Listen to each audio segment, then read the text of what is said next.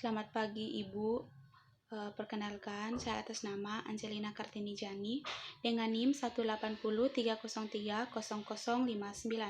Saya salah satu mahasiswa dari Universitas Nusa Cendana Kupang, jurusan Sosiologi semester 7.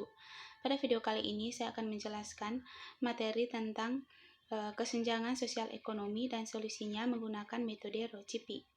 Pada bagian pertama di sini, saya akan menjelaskan tentang latar belakang.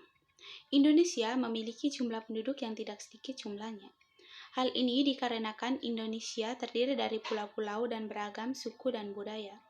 Jumlah penduduk yang banyak ini tertentu menimbulkan banyak masalah, antara lain kemiskinan, masalah pendidikan, dan lain-lain.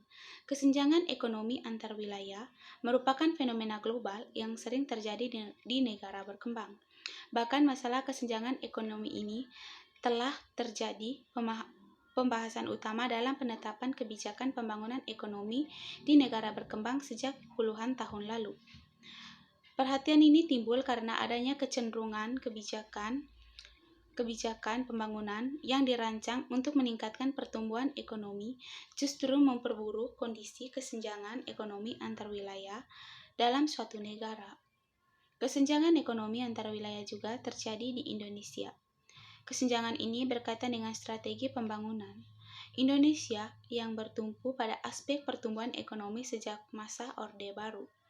Sasaran pembangunan diarahkan untuk pencapaian pertumbuhan ekonomi tinggi, namun tidak memperhatikan pemerataan pembangunan ekonomi di seluruh Indonesia. Rumusan masalah. Yang pertama, apa yang dimaksud dengan kesenjangan sosial ekonomi. Yang kedua, apa saja faktor yang menyebabkan kesenjangan sosial ekonomi. Yang ketiga, bagaimana dampak yang timbul dari kesenjangan sosial ekonomi. Dan yang keempat, bagaimana upaya mengatasi kesenjangan sosial ekonomi dan bagaimana solusi masalah tersebut menggunakan metode Rocipi. Manfaat yang pertama, dapat mengetahui dampak kesenjangan sosial ekonomi. Yang kedua, dapat mengetahui faktor terjadinya kesenjangan sosial ekonomi. Berikut pembahasan. Kesenjangan sosial adalah keadaan yang tidak seimbang yang ada di masyarakat yang mengakibatkan perbedaan yang mencolok.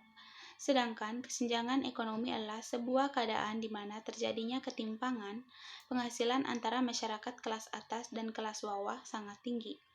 Kesenjangan ekonomi dan kesenjangan sosial adalah masalah besar bagi negara Indonesia. Dari setiap periode pemerintah belum bisa mengatasi akar masalah dari kesenjangan ini. Akar permasalahan dari kesenjangan ini adalah tidak meratanya pendapatan dari setiap warga negara Indonesia di setiap daerah, kemudian pembangunan yang tidak merata di setiap wilayah Indonesia, pendidikan masyarakat yang masih rendah dengan tingkat pendidikan yang rendah akan sangat sulit bagi negara kita untuk mengurangi permasalahan kesenjangan sosial ekonomi. Faktor-faktor yang menyebabkan kesenjangan sosial, yang pertama adanya bencana alam atau pencemaran lingkungan. Yang kedua, pembangunan tidak merata di beberapa daerah di mana daerah yang dekat dengan pusat pemerintahan lebih maju dibandingkan dengan di pelosok. Yang ketiga, menurut pendapat rakyat yang mengakibatkan angka pertumbuhan ekonomi rendah. Yang keempat, mobilitas atau pergerakan sosial yang rendah ini dapat terjadi karena akses terhadap pendidikan dan komunikasi yang terbatas. Yang keempat, perbedaan kapasitas sumber daya antara daerah yang satu dengan lainnya. Yang berikut akibatnya adanya daerah-daerah yang ekonominya baik dan daerah-daerah yang ekonominya sangat buruk. Kebijakan pemerintah yang kurang mendukung kemajuan suatu daerah atau dianggap lebih memajukan kelompok masyarakat pendatang. Dampak kesenjangan sosial dan ekonomi, yang pertama, angka kriminalitas tinggi, kemiskinan semakin menyebar, putus sekolah, kualitas kesehatan menurun, tidak terjadinya silaturahmi. Cara mengatasi kesenjangan sosial ini, yang pertama, kebijakan pemerintah, yang kedua, sosialisasi, yang ketiga, perbaikan sistem peradilan, yang keempat, optimalisasi sumber daya, dan yang kelima, pemerataan fasilitas publik. Berikut metode Rocipi dalam penyelesaian kesenjangan sosial ekonomi ini. Yang pertama, dilihat dari pelaku. Perilaku masalah, penyebab perilaku masalah, ROCP dan solusinya. Pelaku dalam masalah ini ada begitu banyak. Masyarakat juga menjadi salah satu pelaku, bahkan pemerintah juga menjadi pelaku dalam masalah kesenjangan sosial ekonomi ini. Yang kedua, penyebab perilaku masalah atau ROCP. Penyebabnya dari masalah ini, yang pertama adanya bencana alam dan pemecahan lingkungan, yang kedua mobilitas atau pergerakan sosial yang rendah, yang ketiga menurunnya pendapatan rakyat, dan yang keempat perbedaan kapasitas sumber daya alam antar daerah dengan daerah yang lain. Yang kelima, kebijakan pemerintah yang kurang mendukung atau kemajuan suatu daerah atau yang dianggap lebih memajukan kelompok masyarakat pendatang. Nah, solusinya di sini kebijakan pemerintah harus ada.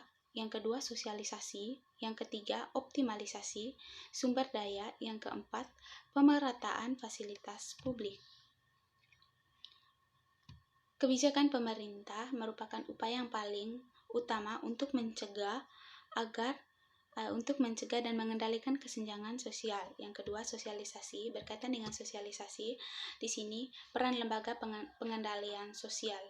Dengan sosialisasi diharapkan anggota masyarakat mempunyai kesadaran tentang pendidikan bagi manusia. Yang berikut, perbaikan sistem peradilan. Di sini sistem peradilan yang diperbaiki mencakup mekanisme pelaksanaan sistem peradilan. Yang keempat, optimalisasi sumber daya.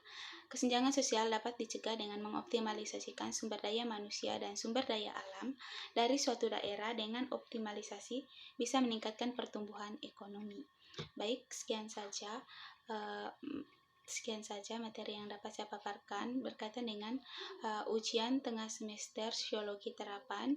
Sekian dan terima kasih. Selamat pagi.